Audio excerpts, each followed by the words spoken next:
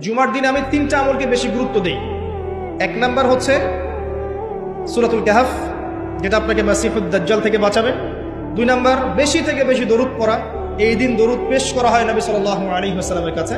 আর 3 number এটা, যেটা আপনাদেরকে শেয়ার করছি, সেটা হলো আল্লাহ রাসূল সাল্লাল্লাহু আলাইহি ওয়াসাল্লাম বলেছেন, কেউ যদি জুমার দিনে সকাল সকাল গোসল করে, আর্লি মর্নিং গোসল করে ফেলে, একদম ফরজ গোসলের মতো, এবার সবচেয়ে উত্তম কাপড়টা পরে, নোংরা কাপড় না, বেস্ট কাপড়টা পরে, আতর খুশবু ব্যবহার করে, সুগন্ধি ইউজ করে, সুগন্ধি ব্যবহার করে সে সকাল সকাল পায়ে হেঁটে মসজিদে যায়, বাহনে চড়ে নয়, পায়ে হেঁটে মসজিদে গিয়ে ইমাম বয়ান খুতবা শুরু করার আগেই মসজিদে চলে গেছে, ইমামের কাছাকাছি বসে, কাউকে কষ্ট দেয় না।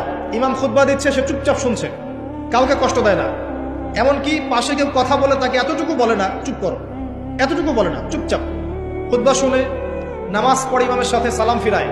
নবী সাল্লাল্লাহু আলাইহি ওয়াসাল্লাম বলছেন, এই যে প্রতি পদক্ষেপ হেঁটে এসেছে, প্রত্যেক পদক্ষেপের বিনিময়ে 1 বছরের নফল নামাজ, 1 বছরের নফল রোজা নেকি দেওয়া।